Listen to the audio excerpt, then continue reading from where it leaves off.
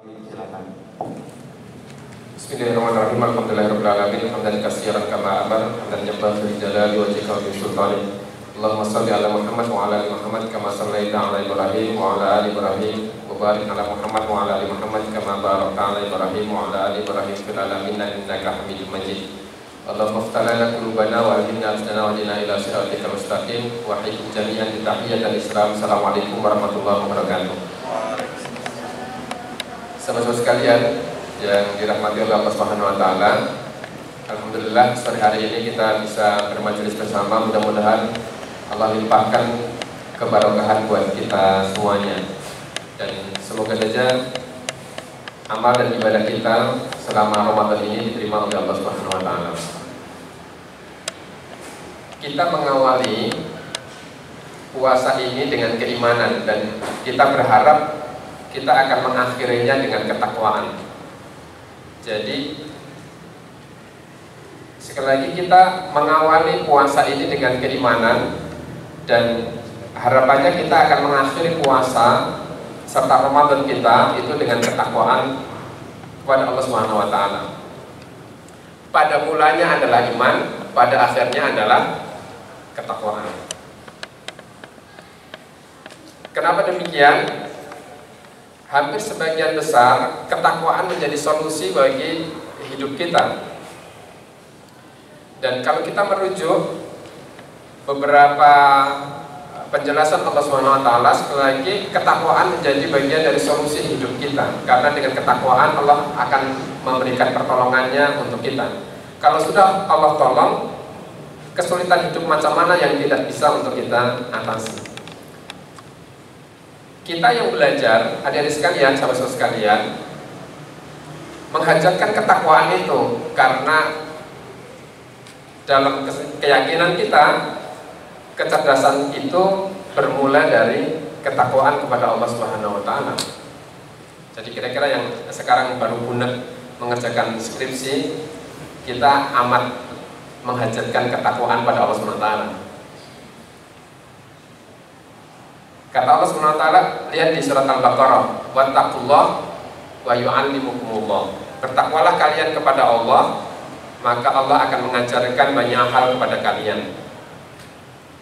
Jadi buktinya ada banyak teman-teman yang begitu selesai skripsi, mereka komentarnya amat sederhana ya. Ya Allah, gini kok bergoyong ini gitu.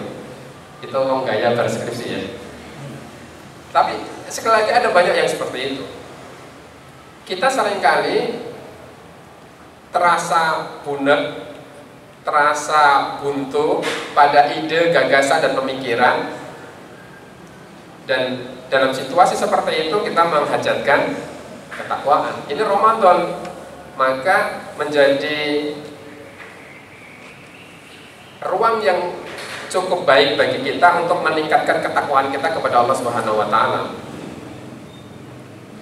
Kadang-kadang juga bukan sekedar hambatan-hambatan di skripsi, kadang-kadang juga bukan karena sekedar kita nggak punya ide, tetapi seringkali kita menciptakan bayang-bayang ketakutan di dalam diri kita sendiri kan.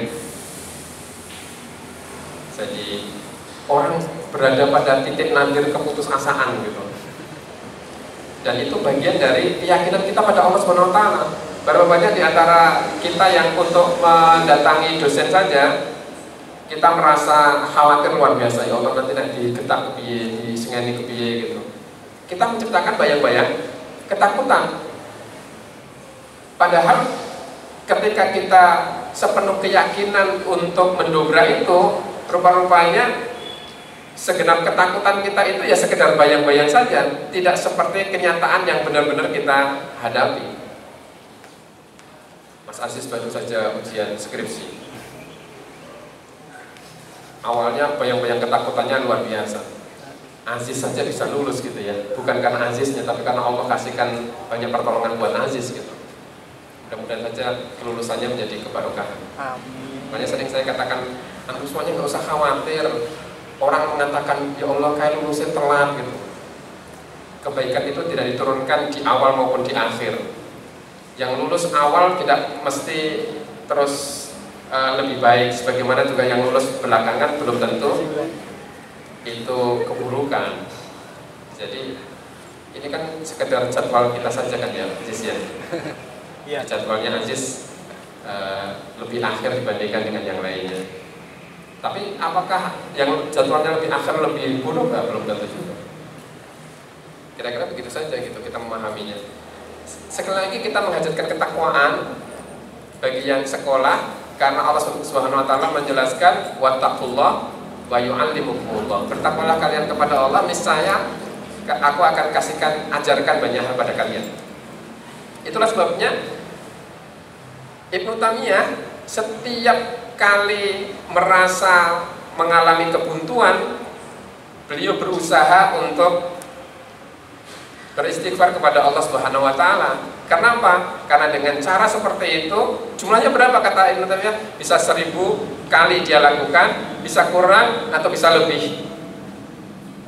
Dan itu bisa aku lakukan dimanapun, di pasar, di jalan, di tempat umum, di masjid, semuanya bisa aku lakukan. Jadi, istighfar menjadi bagian dari cara kita untuk meningkatkan ketakwaan kepada Allah Subhanahu wa taala. Sekali lagi, wattaqullah wa yu'allimukumullah. Bertakwalah kalian kepada Allah, niscaya Allah akan ajarkan banyak hal pada kalian. Apalagi ya? Kita merasa kekurangan rezeki. Allah Subhanahu wa taala sudah menjelaskan tentang perkara ini dan berkali-kali disampaikan oleh para guru kita.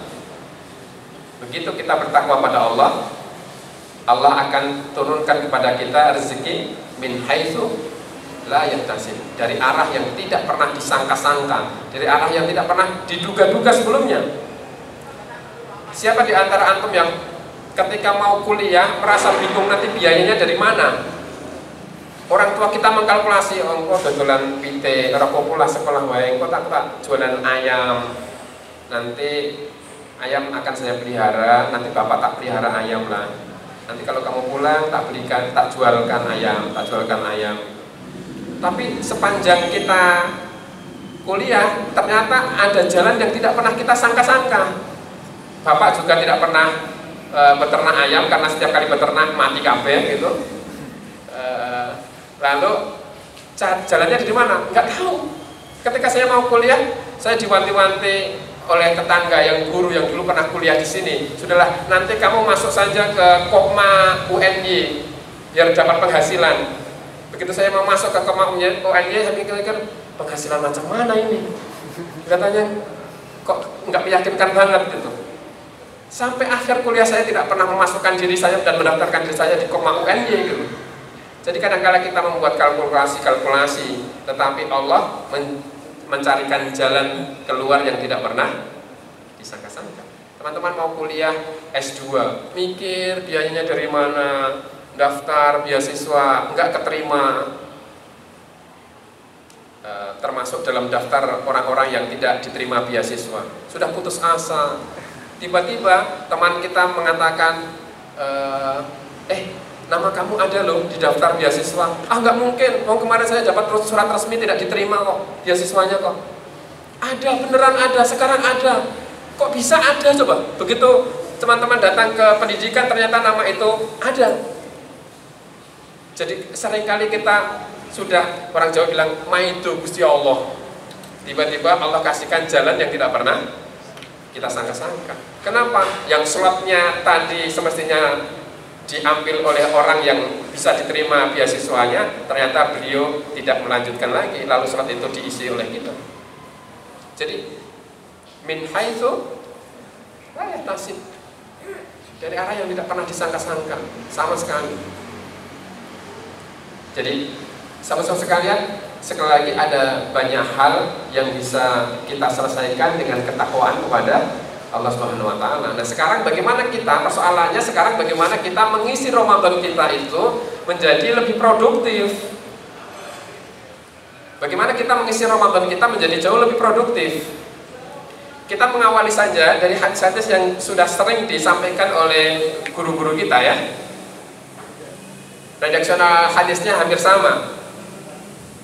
Man shoma Ramadhana imanan wahtisaban. Akhir hadis ini, ghufira lahu ma taqaddama min dambi. Allah akan ampuni dosa-dosa kita yang telah lampau. Man soma, siapa yang berpuasa di bulan Ramadan imanan wa ihtisaban, dengan iman dan ihtisab, ghufira lahu ma taqaddama min dambi. Allah akan ampuni dosa-dosa kita yang telah lampau. Redaksionalnya hampir sama, diriwayatkan oleh Bukhari, man qama Ramadan imanan wa ihtisaban ghufira lahu ma taqaddama min dambi.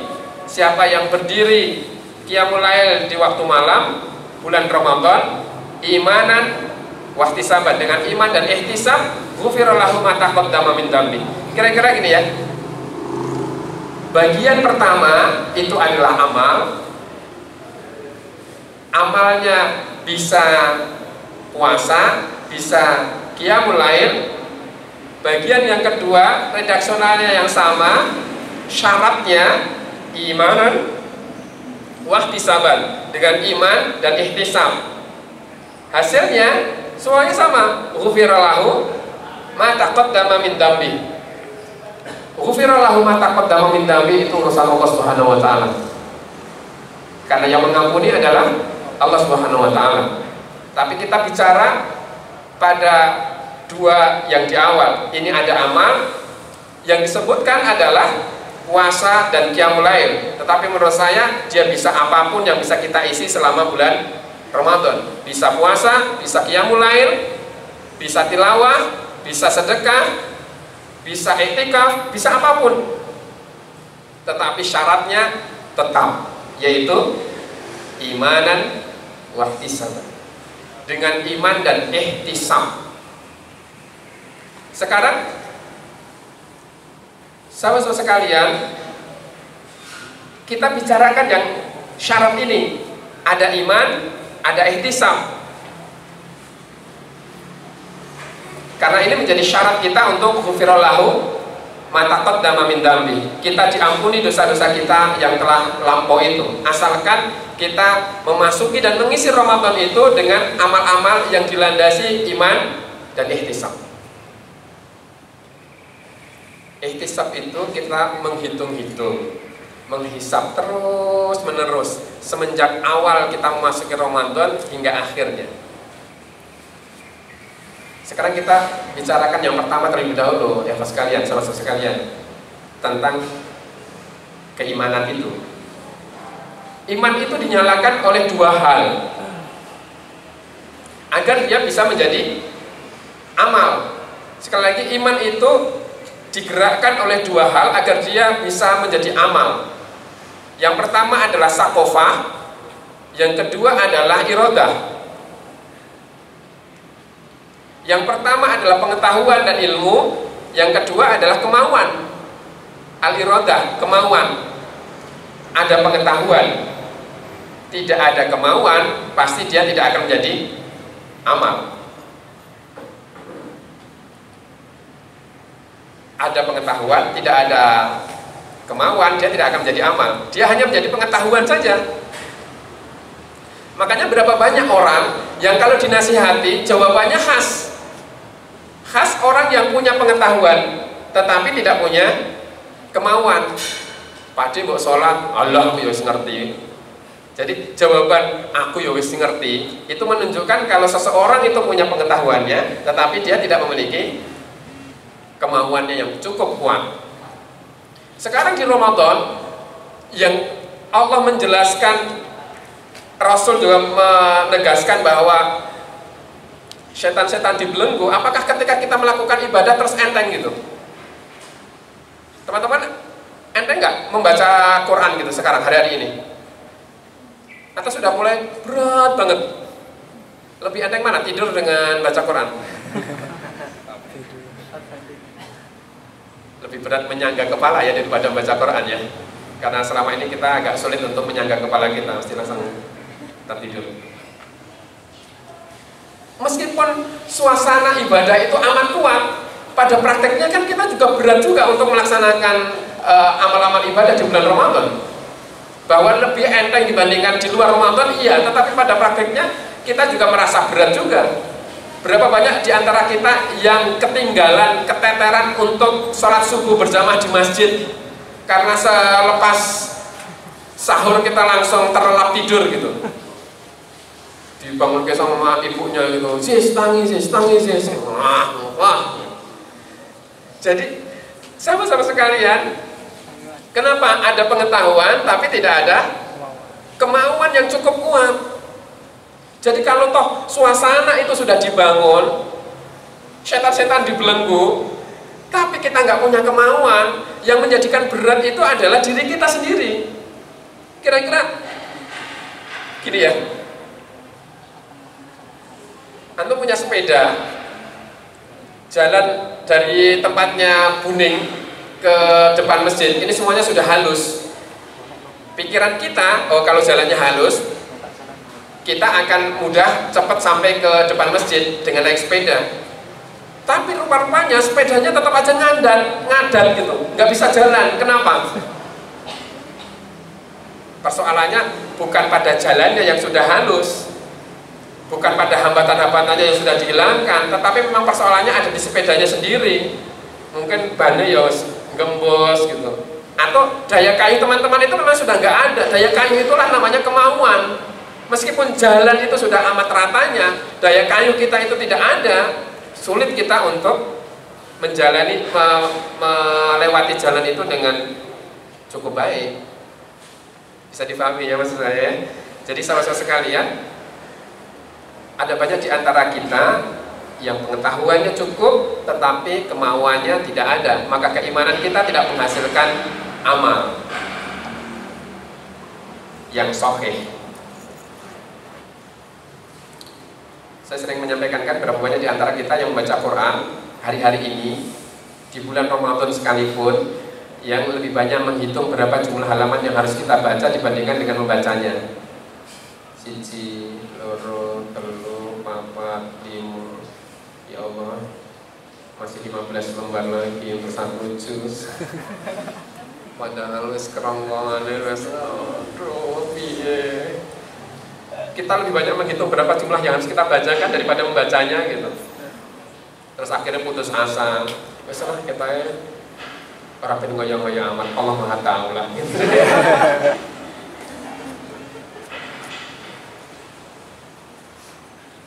Apalagi ya yang kita merasa berat biasanya apa? Apalagi?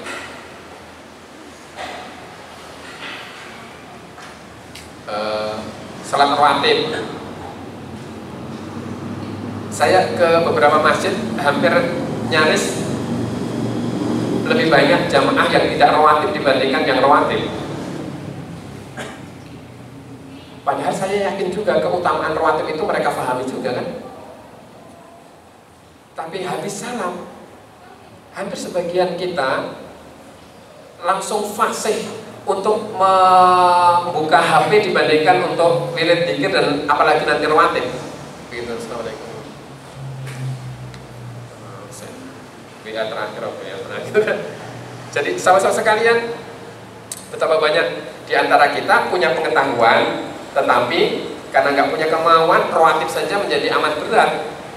Mungkin ya seperti sering saya sampaikan pada teman-teman, arep rawatib ini datang ngitung-ngitung kancing baju gitu.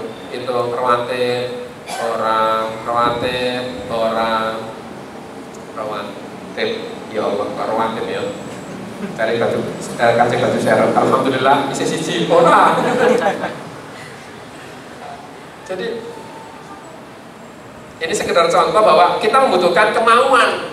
Dalam beribadah itu kita butuh kemauan, daya dorong yang kuat.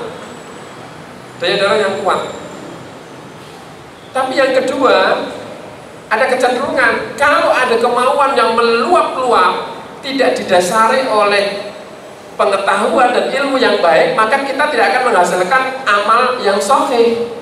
Amal kita menjadi amal yang ngawur. Dan begitu amal kita amal yang ngawur, sebagian besar amal-amal kita mungkin tidak diterima oleh Allah Subhanahu wa taala. Itu repotnya kan? Kita sudah kelihatannya melakukan banyak hal, tapi ternyata karena yang kita lakukan ngawur, jadilah yang kita lakukan itu sia-sia. Oleh karena itu, dua-duanya kita pentingkan. Benar semangat Bagaimana ya kalau kuliahin yang FBS? Bagaimana ya kalau kita kombinasikan sholat kita itu dengan muatan lokal, tari kecak misalnya ya, kan kelihatan lebih Islam Nusantara lah. Nah ini namanya wong semangat yang ngawur kan. Orang hanya bermodalkan semangat tapi ngawur, nggak bisa. Jadi sekali lagi sahabat sekalian, dua hal yang perlu untuk kita lakukan berarti karena iman kita ditopang oleh sakofah, yang kedua ditopang oleh irodah, berarti kita harus mengelola dua hal selama Ramadan ini. Satu adalah mengelola pengetahuan kita, yang kedua adalah mengelola kemauan-kemauan kita. Jadi pertama adalah mengelola pengetahuan kita, yang kedua adalah mengelola daya dorong amal kita, yaitu kemauan. Sekarang bagaimana kita bisa mengelola pengetahuan kita selama Ramadan ini agar daya ungkit kita untuk beramal itu senantiasa bisa terjaga terus gitu ya, bisa terjaga terus. Yang pertama sahabat sekalian, teman-teman perlu memiliki waktu yang cukup untuk belajar selama Ramadan ini. Waktu yang cukup untuk terus-menerus mengambil pengetahuan kita selama Ramadan ini. Terutama pengetahuan-pengetahuan yang mampu mengungkit kemauan kita. Teman-teman perlu untuk membaca beberapa keutamaan amal di dalam bulan Ramadan ini. Karena itu bisa mendorong kita untuk beramal. Teman-teman perlu untuk membaca kisah-kisah para sahabat sekaligus para ulama yang mereka gigih di dalam beramal. Itu sekaligus akan menjadi daya ungkit kita untuk terus beramal. Tetapi selain itu, teman-teman perlu untuk memiliki sikap belajar yang baik. Salah satu sikap belajar yang baik adalah sikap terbuka terhadap banyak hal. Sikap terbuka ketika kita menerima pengetahuan. Karena ada banyak orang yang ketika mereka belajar, proses pembelajaran itu tidak menghasilkan pertumbuhan di dalam dirinya. Karena dia seakan-akan belajar, padahal sebenarnya dia menutup dirinya dari pengetahuan-pengetahuan baru yang sahih. Saya kira salah satu kehebatan para sahabat bukan karena mereka tidak pernah bersalah, tetapi karena mereka terbuka terhadap pengetahuan-pengetahuan baru. Mereka terbuka terhadap masukan-masukan yang itu menjadikan mereka tumbuh terus. Nah selama ini kita memasuki Ramadan tanpa ada pengelolaan pengetahuan yang cukup baik, sehingga begitu keluar dari Ramadan kita tidak mendapatkan sesuatu. Kita tidak mendapatkan tambahan-tambahan pengetahuan yang menumbuhkan kita. Oleh karena itu, sekali lagi para sahabat bukannya tidak pernah bersalah, tetapi mereka terbuka terhadap masukan-masukan yang itu menyebabkan mereka tumbuh dengan baik. Coba kita lihat beberapa teguran-teguran Allah Subhanahu wa taala kepada para sahabat ya, yang menunjukkan bahwa sesungguhnya para sahabat melakukan proses pembelajaran terus-menerus sampai mereka menjadi orang-orang yang mulia dan baik itu. Kita lihat di surat Jumat ayat yang terakhir. Wa idza ra'au tijaratan aw lahwan faddu ilaiha wa tarakuka qa'iman. Dan ketika kamu perhatikan mereka, ini bagiannya perniagaan dan perdagangan, permainan, lalu serta-merta mereka menghambur ke arah permainan dan perdagangan itu, sementara ditinggalkannya kau sendiri sedang berkhutbah, sedang berdiri berkhutbah. Bukhari meriwayatkan asbabun nuzulnya. Jadi waktu itu para sahabat sedang menyimak khutbah Rasulullah SAW. Tiba-tiba kafilah dagang dari Syam datang membawa barang-barang dagangan yang bagus-bagus. Serta-merta para sahabat itu keluar, berlarian keluar masjid, lalu nonton barang dagangan itu. Sepengetahuan saya tidak ada jamaah mujahidin yang berani seperti itu ya. Terus khatib sedang khutbah, tiba-tiba mereka keluar, betul kan? Kayak mau apa ya gitu, betul gitu. Dan itu dilakukan oleh para sahabat, keluar semuanya. Yang tertinggal cuma 12 orang. Sekali lagi, yang tertinggal cuma 12 orang. Tapi hebatnya, begitu ada teguran dari Allah SWT, para sahabat menjadi mengerti, berubah, memahami, lalu menjadi jauh lebih baik. Saya masih ingat dulu di masjid ini juga mengalami situasi yang sama ya. Tapi kasusnya bukan karena kasus nggak tahu, kasusnya karena gempa. Jadi masjid ini kan dulu terbuka kan. Jadi ada ruang utama, di sekat itu ruang utama, ada jendela antara ruang serambi samping kanan dan kiri. Itu ada pintu, lalu ada jendela-jendela besar yang berteralis. Tetapi yang di serambi kanan maupun kiri itu ada jendela-jendela besar yang teman-teman kalau terlambat sholat itu dari belakang, itu takbir itu kalau terlambat sholat dari belakang itu langsung lompat jendela. Tidak lewat jalan utama tapi langsung lompat jendela. Itu kenapa ya lompat gitu. Terus ikut sholat gitu. Waktu itu sedang khutbah, tiba-tiba gempa. Saya duduk di tengah-tengah. Nah, saya perhatikan yang jamaah samping kanan itu sudah lompat ke lompat keluar gitu lewat jendela yang tidak ada teralisnya, itu semuanya lompat butuh lompat. Yang samping kiri juga begitu sama, lompat gitu. Nah, saya bingung mau lompat kemana. Menjadi lebih mengkhawatirkan lagi ketika saya lihat khatib ternyata sudah tidak ada di tempat yang beliau juga lari duluan gitu lewat pintu belakang gitu yang dulu ada ruang transit, lari duluan. Ya Allah, begitu reda baru semuanya masuk lagi dan khutbah dilanjutkan. Tapi kasusnya beda ya dengan para sahabat yang meninggalkan Rasul karena perniagaan itu. Jadi teringat teman-teman juga dulu ketika SD kan juga melakukan hal yang sama. Karena terutama teman-teman yang rumahnya jauh dari bandara, melihat pesawat terbang itu terasa wow gitu. Lalu kalau kita sedang pelajaran, tiba-tiba ada pesawat terbang yang melintas, itu sesuatu sekali. Maka berapa banyak para siswa yang ketika pelajaran lalu ada pesawat terbang melintas, mereka langsung berhamburan keluar, ditinggalkan yang gurunya sendiri gitu. Metu kabeh, muter mabur gitu. Dulu Yahya bin Yahya ketika berguru di Andalusia melakukan teman-temannya melakukan hal yang sama. Sedang pelajaran, Imam Malik sedang mengajar, lalu ada gajah yang lewat. Gajah lewat itu sesuatu hal yang wow sekali. Maka semua orang berhamburan untuk melihat gajah dan sang guru hanya memaklumi. Tetapi merasa heran karena ada satu muridnya, Yahya bin Yahya, yang masih duduk di depan gurunya. Yahya, kenapa kamu tidak keluar seperti teman-temanmu? Itu ada gajah, kamu bisa lihat. Kata Yahya bin Yahya, Gurunda, jauh-jauh saya datang ke sini untuk berguru pada Gurunda, bukan untuk melihat gajah. Kita ini apik banget ini.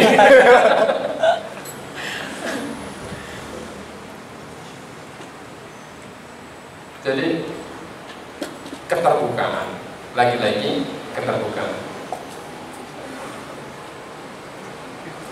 Anda melihat di surat Al-Hijr coba, surat Al-Hijr ayat yang ke-24. Walaqad alimnal mustaqdimina minkum walaqad alimnal mustakhirin. Allah tahu siapa yang datang duluan di antara kalian dan siapa yang datang akhir-akhir. Imam Suyuti dalam Asbabun Nuzul menjelaskan tentang sebab turunnya ayat ini. Beliau menjelaskan dulu para sahabat itu berebutan. Ada yang kalau mau sholat berjamaah itu berebutan untuk berada di shaf terdepan, rebutan di shaf terdepan. Sebagian lagi mereka berebutan para ikhwan itu untuk berada di shaf terakhir. Kenapa? Karena di saf terdepan dari saf akhwat itu ada salah seorang akhwat yang amat cantik dan jelita. Jadi manusia itu nggak kayak aku kabilah kira-kira. Jadi saf ibu-ibu itu kan semestinya pengaturannya yang datang awal di belakang, terus datang berikutnya di depannya, datang berikutnya lagi di depannya. Nah biasanya di situ itu biasanya mereka ini para ikhwan-ikhwan ini mengenali biasanya yang datang belakangan itu akhwat yang cantik itu, dan karena belakangan dia datangnya, dia akan berada di bagian depan saf ibu-ibu. Lalu mereka berebutan untuk berada di bagian belakang. Biar nanti kalau sholat mereka bisa sesekali melirik akhwat itu, terutama ketika mereka sedang ruku. Jadi ruku.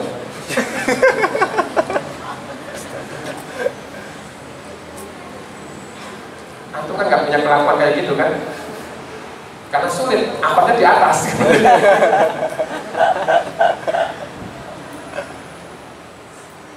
Tapi begitu Allah kasih teguran untuk mereka, serta-merta mereka berubah rebutan untuk berada di bagian saf terdepan. Mereka berada di saf terdepan. Oh, ada proses belajar. Begitu ditegur, langsung serta-merta mereka berubah.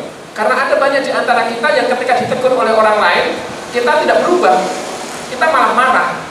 Ini para sahabat itu punya keterbukaan. Begitu mereka ditegur, mereka lalu berubah. Saya pernah ceritakan pada antum semuanya kan tentang salah seorang sahabat bernama Muawiyah bin Hatim Aslami itu. Ini contoh sederhana saja. Begitu dia ditegur, diingatkan, lalu berubah. Muawiyah bin Hatim Aslami, seorang ayat Arab gunung yang kalau datang ke tempat Nabi sangat jarang-jarang, bersebab jarak yang jauh. Pengetahuan terakhir yang dimiliki adalah kalau ada orang bersin maka ucapkanlah yarhamukallah. Padahal para sahabat yang sering ngaji intensif pada Rasul setiap hari Kamis mendapatkan pengetahuan yang lebih banyak dibandingkan Muawiyah. Salah satu pengetahuan itu kalau sedang sholat tidak diperbolehkan untuk bicara, karena di dalam sholat itu hanya membaca tasbih, takbir, dan membaca Al-Quran. Maka ketika Muawiyah sholat bersama dengan para sahabat itu, di tengah-tengah sholat tiba-tiba terdengar orang bersin, serta-merta dengan pede dia mengucapkan yarhamukallah tanpa merasa bersalah. Nah para sahabat yang lainnya yang sudah mendapatkan ilmu kalau sedang sholat tidak boleh berbicara yang lainnya, tidak boleh mengucapkan yang lain kecuali tasbih, takbir, dan qiraatil Quran, serta-merta mereka merasa heran, itu kok ada bocah rondong. Lalu mereka menoleh ke arah Muawiyah bin Hatim As-Sulami. Ditolak itu.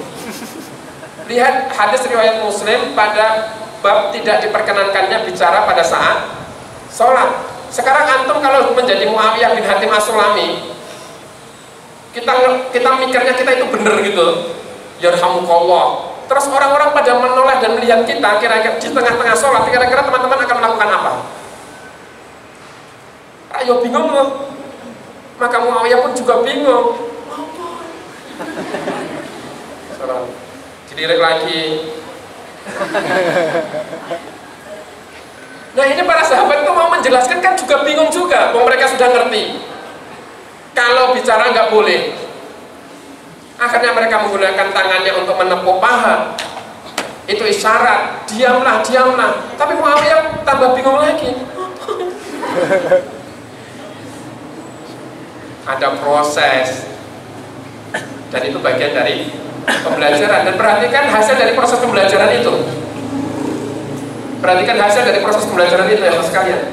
Muawiyah lalu menyampaikan komentarnya, tidak ada orang sebaik Rasulullah SAW sebelum maupun setelahnya. Karena dalam situasi saya salah seperti itu, ingat, saya salah seperti itu.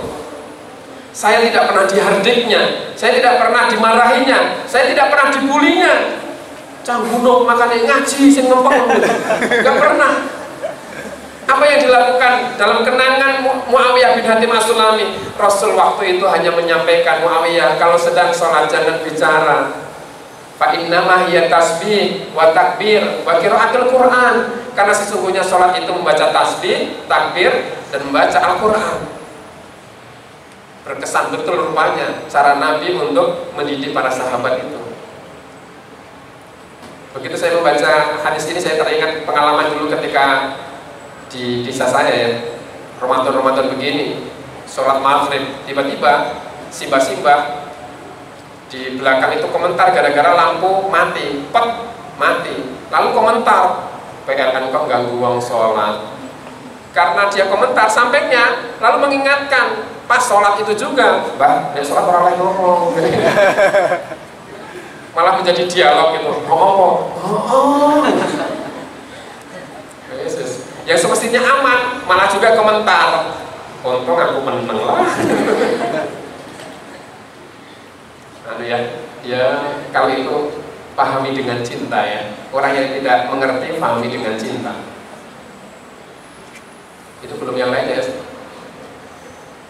Masjid itu kalau belum jadi, belum ada apa namanya, keramik tegel, biasanya ayam-ayam itu juga bebas masuk gitu loh. Kayak ayamnya ngerti-ngerti wae gitu. Nah kami waktu itu kan sedang mau sholat maghrib. Kita mau sedang sholat maghrib. Ada tikar itu yang digulung karena ditolak epitet itu, bahasa Indonesianya apa ditolak epitet?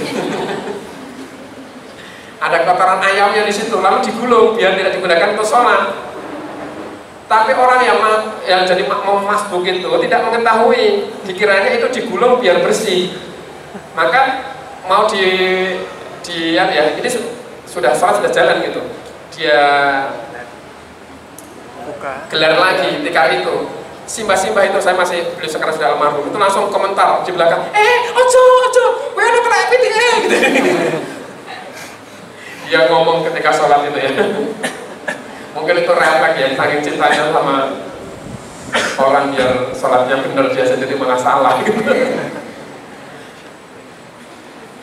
Rumah-rumahnya butuh pengetahuan. Makanya kalau sholat tidak boleh bicara. Antum kalau di kos-kosan sedang sholat, lalu ada orang yang datang, itu nggak boleh terjadi dialog. Assalamualaikum. Duh, berbuah ya, aku belum sholat gitu, nggak boleh gitu. Berbuah ya, aku sholat.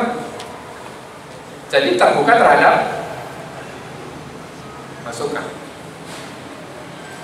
Dan itu yang menjadikan kita tumbuh menjadi lebih baik. Maka sekali lagi para sahabat menjadi lebih baik karena mereka.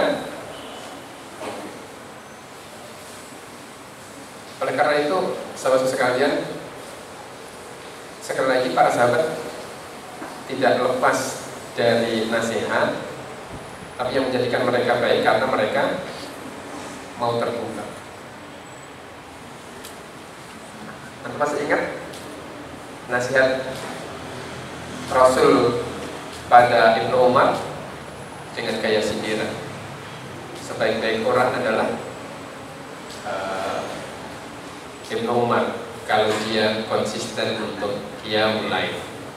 Itu artinya sahabat ini dalam pengamatan Rasul dan yang ketiga qiyamul lail. Qiyamul lailnya bolong-bolong, tapi cara untuk menyampaikan nasihatnya saya kira menarik ya. Sebaik-baik orang adalah kalau dia konsisten. Saya juga menasihati Aziz juga begitu. Sebaik-baik ikhwan adalah Aziz kalau dia mau lulus. Akhirnya lulus juga. Begitu lulus ternyata tidak sebaik-baik orang ya.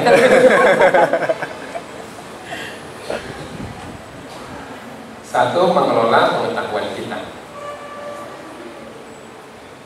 Yang kedua, adik-adik sekalian, adalah mengelola kemauan-kemauan kita. Mengelola kehendak-kehendak kita di dalam beramal. Karena tabiat amal meskipun tetap berada di bulan Ramadan tetap naik, sekaligus juga memungkinkan saat-saat tertentu untuk turun. Walikulli amalin syirrah, setiap amal itu ada masa naiknya. Setiap amal itu ada masa-masa naik semangatnya. Walikulli syirratin fatrah. Tapi masa-masa naik itu pasti kita akan menjumpai masa-masa turunnya. Wa man kanat fatratuhu ila sunnati faqad ihtada. Siapa yang pada masa-masa turun itu dia tetap konsisten berada dalam sunnahku, maka itulah mereka yang mendapatkan petunjuk. Tapi siapa yang ghairu dzalik, di luar itu semuanya dia tidak konsisten berada dalam sunnahku, maka dia rusak. Jadi apa yang kita bisa pelajari dari hadis riwayat Baihaqi yang juga dengan redaksional konten hadis hampir sama diriwayatkan oleh Tirmizi. Sahabat sekalian, ada saatnya pertama yang namanya amal itu ada masa naik, ada masa turun. Di bulan Ramadan ini masa naiknya 10 hari terakhir, naik kan? Hari pertama antum bisa tilawah 3 juz, ending sekali. Hari kedua 3 juz, hari ketiga 3 juz, hari keempat mulai 2 juz, hari berikutnya hampir nyaris 1 juz pun nggak dapat. Tapi karena ini kan Ramadan, harus 1 juz, 1 juz didapat. Untuk kembali ke 3 juz, mungkin hari-hari ini masih berat gitu. Nanti 10 hari yang kedua kita semakin berat lagi. Ada masa naik, tapi ada masa turun. Nah sekarang ketika kita berhadapan dengan masa turun itu, apa yang harus kita lakukan? Ini cara kita mengelola iradah kita di dalam beribadah itu. Nabi menjelaskan, jangan tinggalkan amal itu. Kalau teman-teman merasa malas untuk tilawah, hari-hari ini merasa malas untuk tilawah, jangan tinggalkan, nyaris sama sekali tidak tilawah. Kalau kita sudah membiasakan sejak awal Ramadan bahwa habis maghrib, habis duhur, habis subuh kita tilawah, lalu kita merasa jenuh, kita merasa malas, maka di waktu-waktu itu jangan tinggalkan untuk tidak membaca Quran. Artinya bacalah Quran meskipun frekuensi dan jumlahnya lebih sedikit dibandingkan ketika kita berada pada masa-masa syarrah. Bisa dipahami? Jadi kurangi frekuensinya, tapi jangan tinggalkan keseluruhannya. Karena biasanya begitu kita meninggalkan keseluruhannya, kita akan menjadi lebih enteng dan tidak merasa bersalah untuk meninggalkan keseluruhannya. Kesalahan kita selama ini, begitu kita merasa down, kita tinggalkan untuk tidak melakukan apapun. Begitu kita tidak melakukan apapun, daya dongkrak kita untuk beramal itu menjadi jauh lebih berat. Jadi kalau antum selama ini membiasakan 1 hari 1 juz, lalu ada masa malas, kurangi frekuensinya saja, kurangi jumlahnya, kurangi kuantitasnya. Yang awalnya 1 juz mungkin menjadi setengah juz.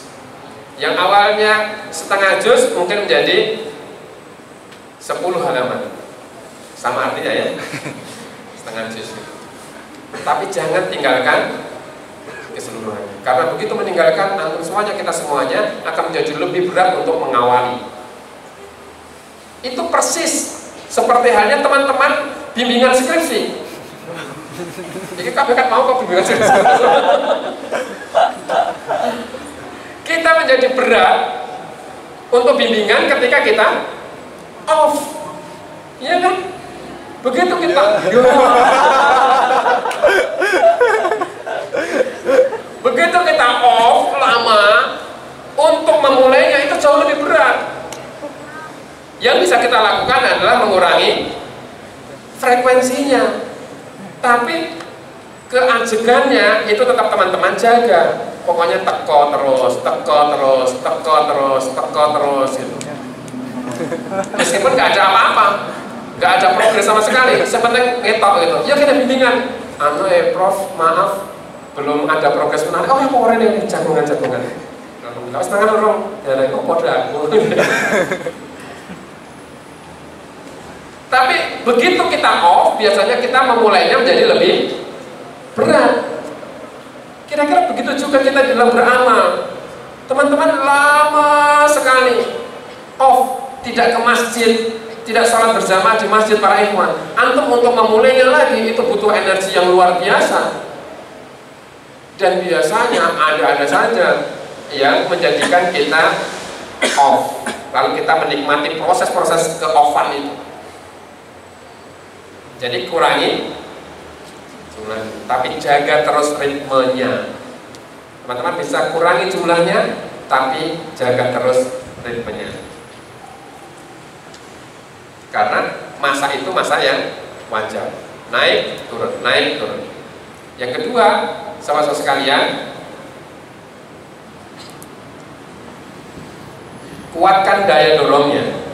Ketika Allah Subhanahu wa taala menjelaskan di dalam At-Taubah, infiru khifafan wa siqalan, berangkatlah kamu dalam situasi berat maupun ringan, itu menunjukkan kuatkan daya dorongnya. Jadi kalau kita merasa malas untuk melakukan segala sesuatu, kuatkan daya dorongnya. Ambil segera tindakan. Kalau kita merasa malas untuk ke masjid, ambil segera tindakan. Segera langkahkan kaki teman-teman ke masjid. Begitu teman-teman sudah keluar dari kamar, teman-teman sudah keluar dari kos-kosan, itu akan menjadi lebih ringan. Apa yang masjid apa ya? Terus langsung metuai. Masjid apa ini ya? Masjid lah, bismillah, masjid. Jangan. Harus segera mengambil tindakan. Teman-teman merasa malas untuk baca Quran, oke lah kita kurangi frekuensinya. Tetapi rupanya kok untuk memulai saja beratnya bukan main. Segera ambil Quran, langsung baca. Ada dorongan untuk membuka-buka halaman gitu. Wes tahan. Pokoknya baca terus sampai nanti antum semuanya, teman-teman semuanya merasakan eman-eman untuk tidak menyelesaikan. Pernah teman-teman merasakan eman-eman untuk tidak menyelesaikan? Dan itu hanya butuh daya tahan. Dan daya tahannya itu tidak banyak, tidak panjang, sedikit sekali. Kalau teman-teman mencoba untuk rasional, sesungguhnya untuk membaca satu juz itu kira-kira hanya butuh berapa menit? 45 menit. 40-45 menit. Waktu yang sebenarnya tidak terlalu panjang dibandingkan dengan waktu yang kita gunakan untuk menonton film Korea. Tetapi kalau kita nonton film Korea, kita merasa betah. Hanya kalau kita gunakan untuk membaca Quran, kita merasa lama. Waktunya sama, tapi perasaan kita beda. Bagaimana setan berusaha untuk mengelabui kita pada sisi perasaan-perasaan itu ya. Maka antum perlu tetapkan daya dorong yang kokoh. Ini perkara daya tahan. Saya yang menyerah atau setan yang putus asa. Karena ini setan yang putus asa. Gitu ya. Jadi begitu teman-teman merasa malas untuk ke masjid, langsung ambil tindakan berangkat. Kalau teman-teman habis sahur, lalu masih ada jeda, ada dorongan kita untuk tidur, kuatkan daya dorong itu untuk tidak segera menuruti keinginan itu. Apa yang teman-teman bisa lakukan? Ambil air wudhu. Apa yang teman-teman bisa lakukan? Segera ke masjid.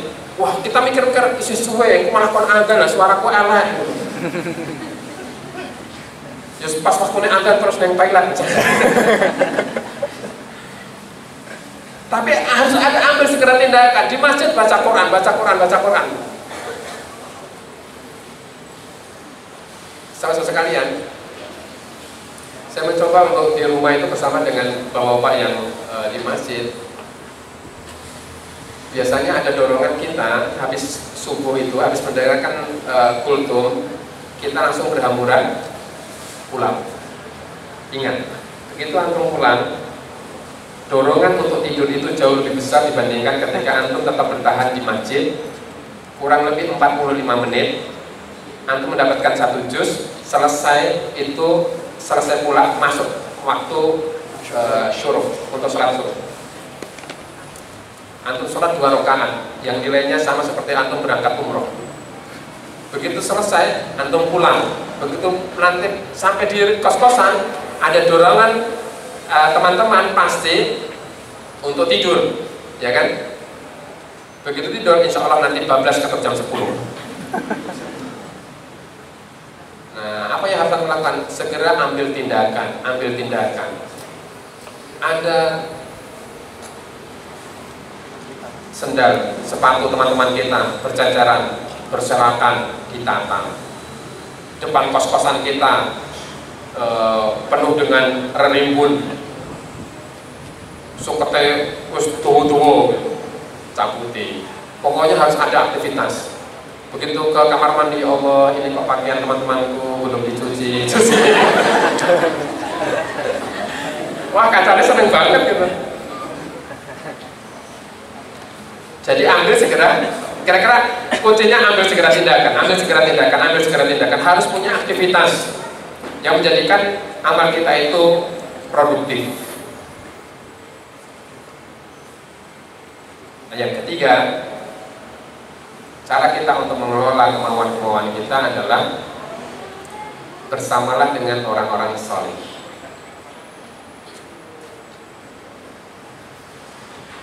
Bermulazamah dengan orang-orang saleh.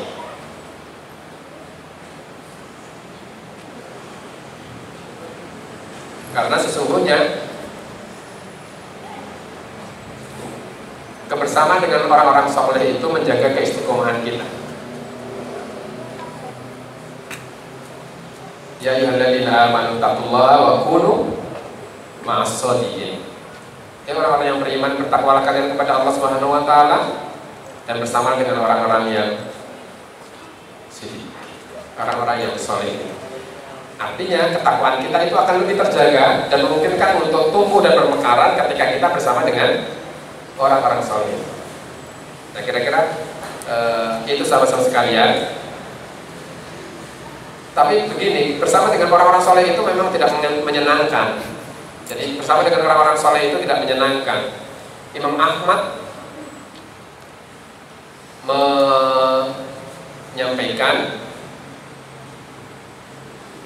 ada 4 waktu yang bagi kita orang-orang yang berakal itu jangan sampai lalai daripadanya. Satu adalah waktu ketika kita bermunajat kepada Allah Subhanahu wa taala. Yang kedua adalah waktu ketika kita melakukan muhasabah diri. Yang ketiga adalah waktu ketika kita bersama dengan orang-orang soleh yang senantiasa mengingatkan kita kepada kebaikan. Yang keempat adalah waktu ketika kita menyendiri, lalu kita menakar-nakar diri kita dan berusaha untuk memperbaiki diri kita. Menyendiri, lalu kita mencoba untuk merenungkan diri kita dan memikirkan cara terbaik kita untuk berubah, kira-kira seperti apa. Tapi nasihat Imam Ahmad yang terakhir ini, saya kira sekalian, itu menegaskan pada syarat yang kedua ketika kita ingin mengisi Ramadan kita, yaitu ihtisab. Bahwa ada amal yang kita lakukan terus-menerus selama Ramadan ini, tetapi kita perlu untuk mengihtisab, senantiasa mengevaluasi terus-menerus apa yang kita lakukan ini. Dan menurut saya itu penting. Antum perlu menakar, ini saatnya waktu kita itu sedang semangat-semangatnya atau sedang turun-turunnya. Selama ini kita kehilangan Ramadan karena kita tidak pernah menakar-nakar diri kita. Jadi kita tidak pernah menakar-nakar diri kita. Kita menganggap semuanya rasional.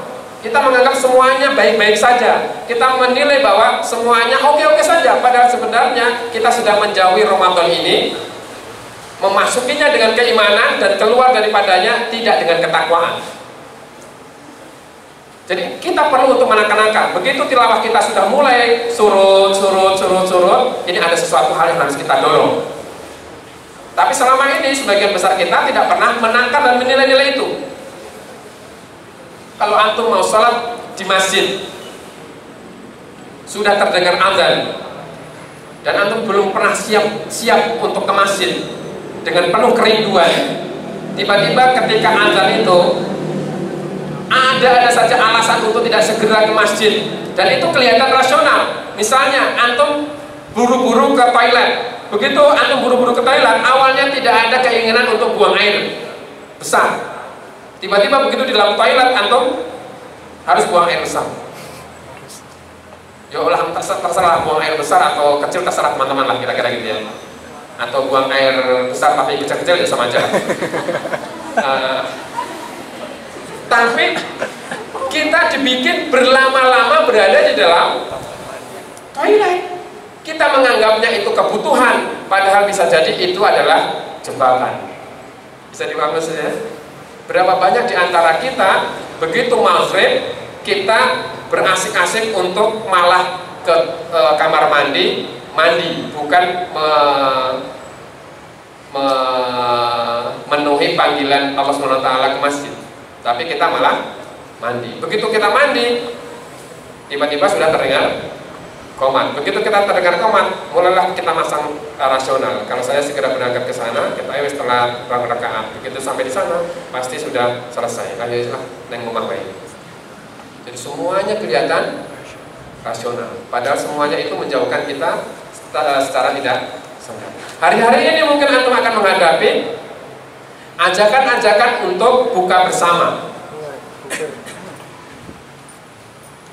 Manusiawi, wajar. Itu tuntutan sosial. Coba antum hitung-hitung, kalau antum punya grup WA, hampir sebagian besar grup WA itu minta buka bersama. Pusinglah kita. Ada berapa grup WA yang antum miliki? 30 grup WA, masing-masing minta buka bersama semuanya gitu. Bukan berarti salah untuk buka bersama itu, tetapi coba teman-teman kenali, ini bagian dari ihtisab tadi ya, mengenali buka bersama. Tempatnya ada di mana? Kan kalau buka bersama kan nggak mungkin kan buka bersamanya di Mujahidin kayak gini gitu. Ini kan ya hanya antum-antum aja gitu. Tapi begitu kelas angkatan mau buka bersama, pasti mintanya ada banyak kategori. Satu, tempat itu dibilang sebagai tempat makan. Yang kedua, terjangkau dari sisi pembiayaan. Maka mungkin teman-teman lihat SS banyak, penuh, hari-hari ini lebih penuh dibandingkan kita kan. Tapi teman-teman mikir, begitu kita buka bersama, pasti kita akan banyak ngobrol. Karena seiring dengan itu, makanan pun juga belum hadir. Kita akan banyak ngobrol, terdengar adzan. Begitu kita dengar adzan, kita mau sholat. Begitu kita sholat, biasanya rumah makan itu, tempat sholatnya kecil-kecil. Habis sholat, makanan baru hadir, kita makan sambil ngobrol. Begitu selesai, teman-teman masih akan ngobrol lagi. Di parkiran mau nyetar motor, masih ngobrol lagi. Kita berpeluang untuk kehilangan sholat isya berjamaah. Dan berapa banyak begitu kita ikut buka bersama, kita kehilangan banyak hal. Ini sekali lagi bukan larangan teman-teman untuk buka bersama, tetapi sekali lagi kenali ihtisab tadi, hitung-hitung kira-kira ini nanti melenakan ataukah tidak. Frekuensinya teman-teman bisa atur sendiri. Apa yang perlu untuk kita nilai dan takar-takar lagi ya mas kalian? Mungkin yang perlu untuk kita takar yang lainnya adalah keikhlasan dan hati kita.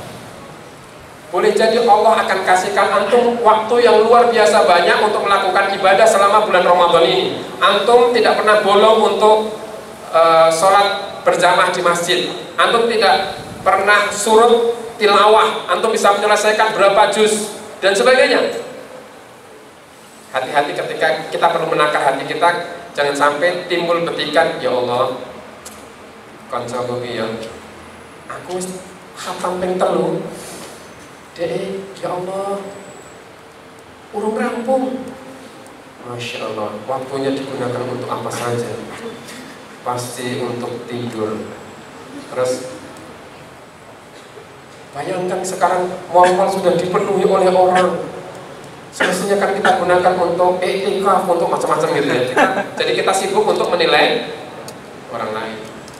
Wong ibadah kita yang kelihatan secara kuantitas itu banyak belum tentu diterima oleh Allah Subhanahu wa Ta'ala. Kita lebih menakar orang lain dibandingkan menakar diri kita sendiri. Hati-hatilah, takarlah diri kita sendiri, sibuklah dengan diri kita sendiri. Jangan merasa lebih baik. Siapa tahu teman-teman itu yang tidak bisa seperti halnya kita di dalam beribadah, memiliki amalan-amalan tersembunyi yang tidak pernah kita ketahui. Ya Allah, kayak malah masih kerja. Siapa tahu yang mereka kerja itu mendapatkan pahala karena menyediakan makanan untuk berbuka ya, di SS, di kedai apalah gitu, terus ngasih makanan. Tapi kan yang datang juga puasanya juga nggak karu-karuan ya, nggak karu-karuan, tetapi kan puasanya ditambah kan jadi oke gitu. Maksud saya hati-hati untuk tidak menilai orang lain, tapi nilailah diri kita sendiri-sendiri. Karena mereka yang merasa lebih baik itu mengikuti tradisinya syaitan. Ana khairu minhu, aku lebih baik dibandingkan dia. Sementara yang diwariskan oleh Adam alaihissalam adalah rasa untuk menakar diri kita serba tidak pantas. Robbana dolamna anfusana wa illam taghfir lana wa tarhamna lanakunanna minal khasirin. Jadi sahabat sekalian, itu bagian dari ihtisab, menghitung-hitung diri kita dengan mengelola pengetahuan kita. Yang kedua, mengelola kemauan-kemauan kita. Yang ketiga, mengelola cara kita untuk mengevaluasi diri kita terus-menerus. Maka kita berharap kita lalui Ramadan ini dengan mengawalinya dari keimanan dan insya Allah mengakhirinya dengan ketakwaan. Bermula dari keimanan dan berakhir dengan ketakwaan kepada Allah Subhanahu wa taala. Saya kira demikian, kita manfaatkan waktu sebaik-baiknya. Dan ini mungkin juga salah satu yang teman-teman perlu hitung ya. Ada banyak waktu-waktu mustajabah yang kita lalaikan. Lebih banyak kita menghitung berapa jumlah menu yang harus kita habiskan dibandingkan berapa doa yang harus kita panjatkan. Assalamualaikum warahmatullahi wabarakatuh.